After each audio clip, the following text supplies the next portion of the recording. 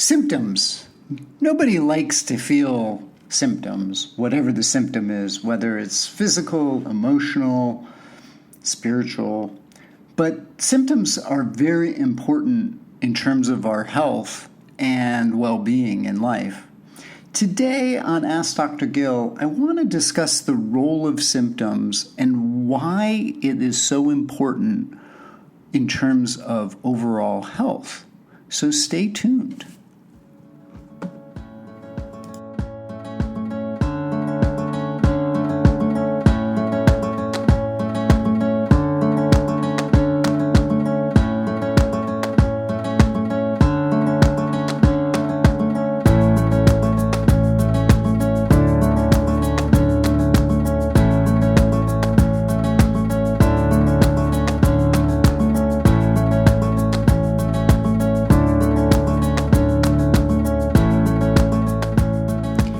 Hello and welcome to Ask Dr. Gil. I'm Dr. Gil Winkleman, and today on the podcast, I want to discuss the role of symptoms. And I briefly discussed this concept of seams in a previous podcast, and I'll go back through that here in a minute.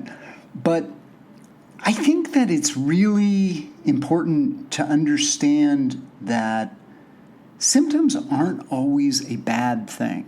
And I've had patients call me sometimes and say, oh, I have X. And what I'm talking about here is mild stuff, not stuff that is telling us something where we need imaging or, it's a serious illness. And certainly the symptoms of the body might be pointing to that. But I think that what encouraged me to do this podcast on this topic is how people basically assume, oh, I have a symptom, I'm going to take a drug for that, or even an herb, and then I don't have to worry about it. And I liken this to basically taking a piece of duct tape and putting it over the check engine light on your dashboard. It's not necessarily that the check engine light means you need a new car. It just means that there's something going on. And symptoms play the same sort of role in the body. And, as an example, it can be very uncomfortable to have the symptoms when you have food poisoning. Nausea, vomiting, diarrhea that can come with that. But that's your body's way of clearing something that it knows is toxic to it. And so by trying to stop that, you're basically increasing the chance of long-term illness. And certainly if it goes on for more than, say, 7 days, you definitely want to be seen by a physician to make sure that there's something else that isn't going on in your body.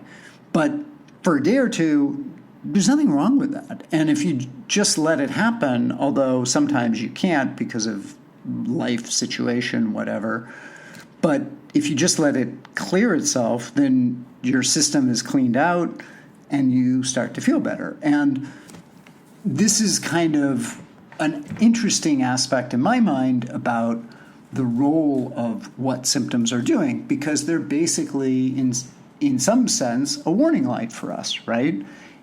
Whether that's mental or emotional. And a lot of times, or physical, a lot of times patients will come to me with anxiety, and the anxiety is actually a symptom of something else going on in the body.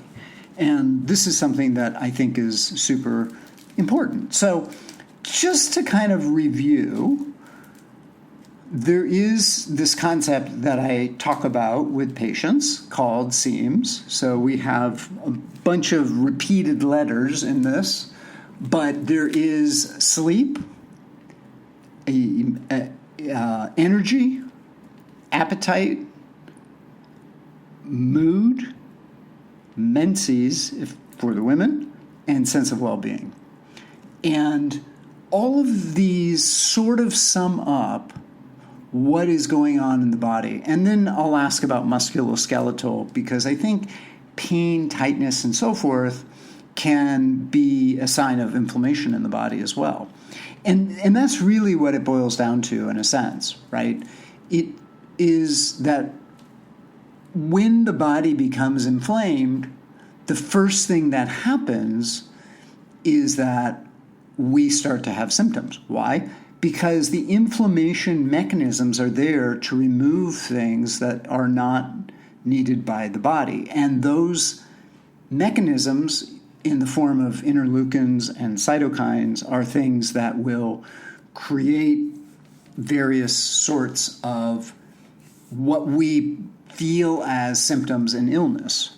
You know, if you get the cold or a flu, your body is trying to slow things down, remove the offending agent, and it does that by using various communications between cells in the form of cytokines, pro-inflammatory cytokines and interleukins, that are coming through and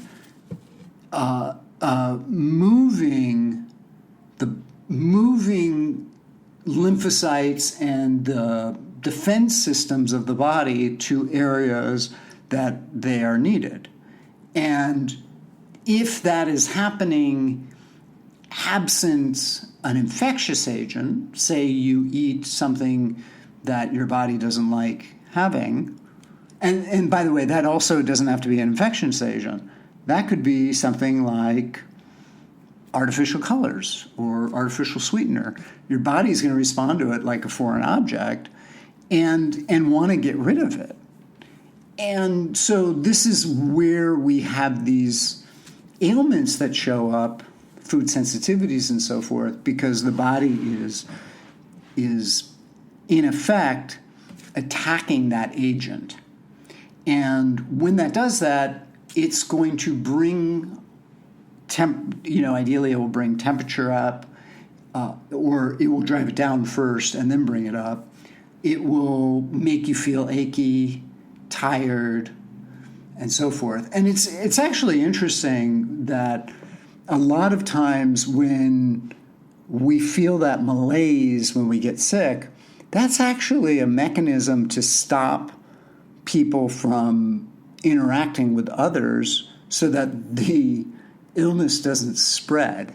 It's actually an interesting thing about the Spanish flu pandemic in 1918. It happened to coincide in the United States with the end of World War I.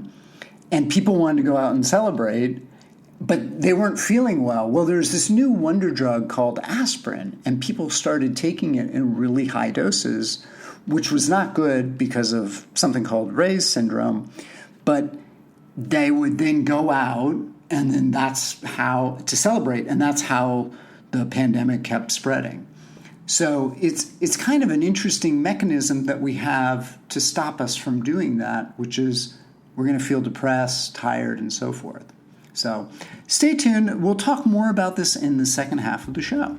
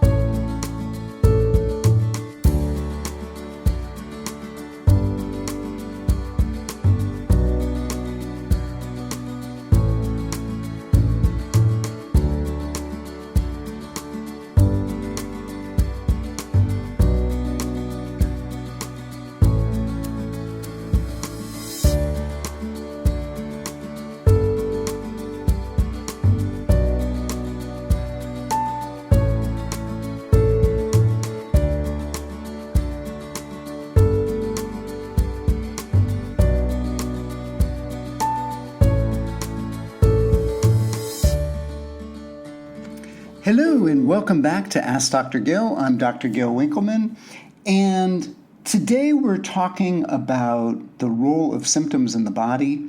I just want to remind people that if you have a question or a comment, you can always email me at info@askdrgil.com. That's info@askdrgil.com. And you can also check out my website at the same URL. On that site, there is a form under the schedule button, and you can send a question through there if that's more appropriate for you. So today we're talking about the role of symptoms, and I've talked a little bit about sort of the inflammatory response. And here's the thing about symptoms that's interesting in fevers and so forth. So when there's an inflammatory response, the body sends signals, or the cells will send out these molecules, cytokines and so forth, that will create situations so that the body can clear whatever is there. And there are different etiologies of inflammation. There's physical, so you can get a cut or a burn or frostbite or some kind of physical trauma. There's also chemical that causes it.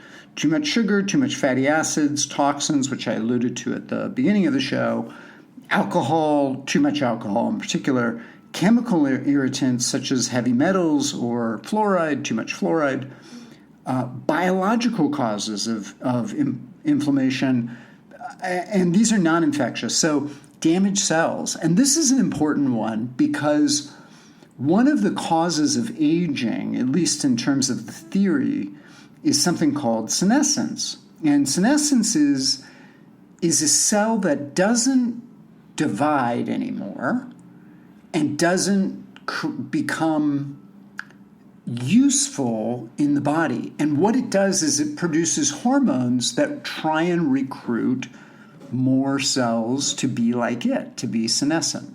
And think of it as you get these zombie cells in the body. They're basically, that's what they are. They should die, but they don't. Well, inflammation is something that allows the body to find these and then kill them. And there are actually treatments for this that we can do with herbal treatments and so forth, with something called senolytics, that basically increases infection. And this may be why, if you've ever been really, really sick, like you had the flu and you had 104 temperature, which I have had, it is something that, after you recover, you actually start to feel really good.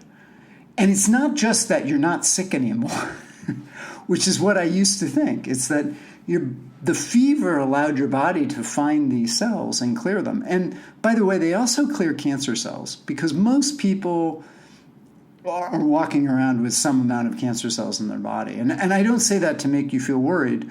Your natural immune response should be taking care of those.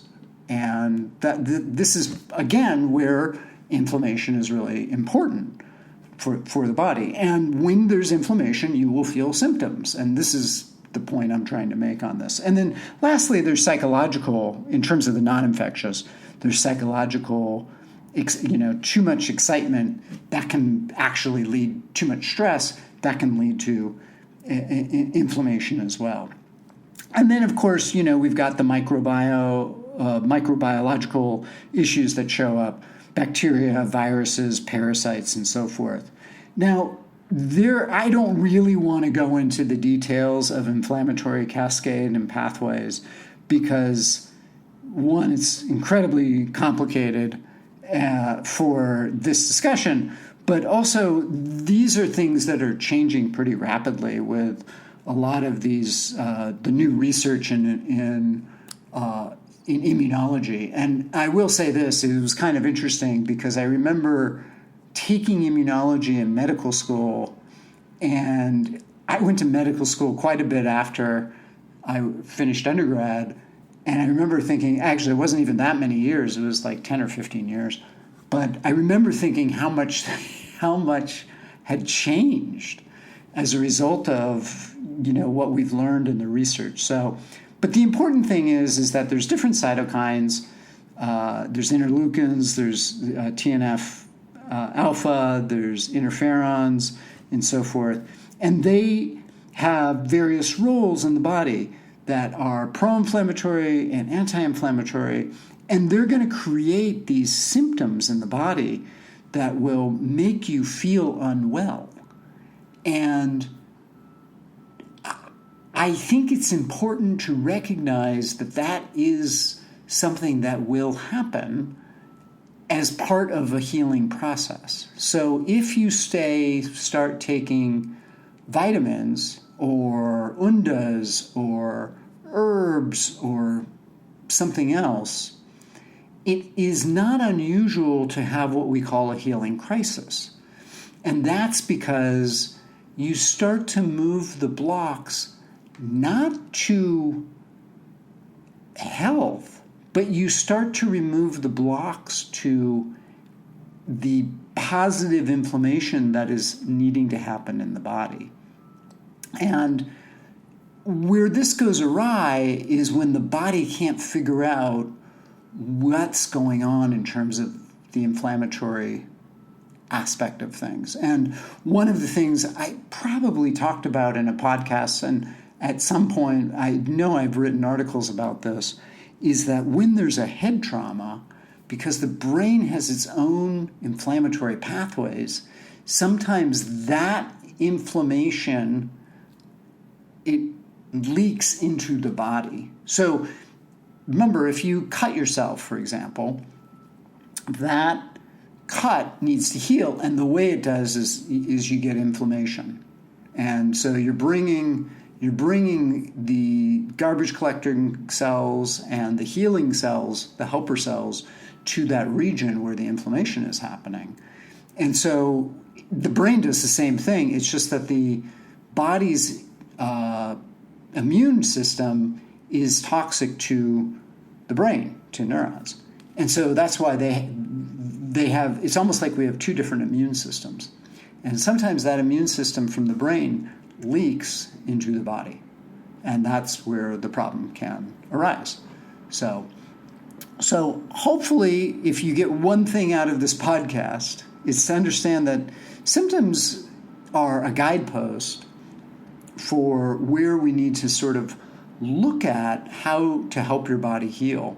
And sometimes it's about lowering inflammation. Sometimes it's about raising inflammation in an appropriate way so that the body can then begin to heal itself. And by the way, this is in naturopathic medicine, this is the idea of something called fever treatments or hydrotherapy, where you kind of shock the system. And, in hydrotherapy, which is, by the way, can be great if you have a cold or a flu, you heat the body up and then you put cold on it to kind of shock the system. And oftentimes when we would do this with patients, because I did this when I was in my clinic, it would cause a parasympathetic response so that the body relaxed and then people fell asleep.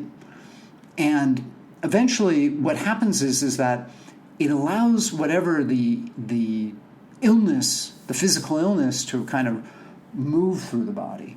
Because what we want to do is take this hot illness, hot illness being around the infectious agent, and allow the body to sort of push it out so it doesn't get, in a sense, trapped in the body, or trapped in this quasi, inflammatory state. And so this is where oftentimes symptoms, trying to stop symptoms can actually lead to problems long term for people.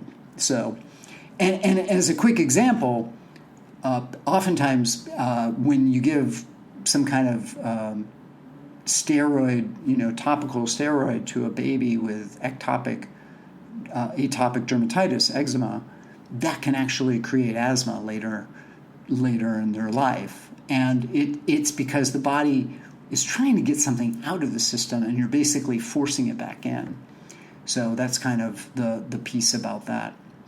All right, that's what I got for you today. I hope you enjoyed this, and hopefully this will kind of help you rethink physical symptoms, and as well as think about how and what it is you will talk to your physician about.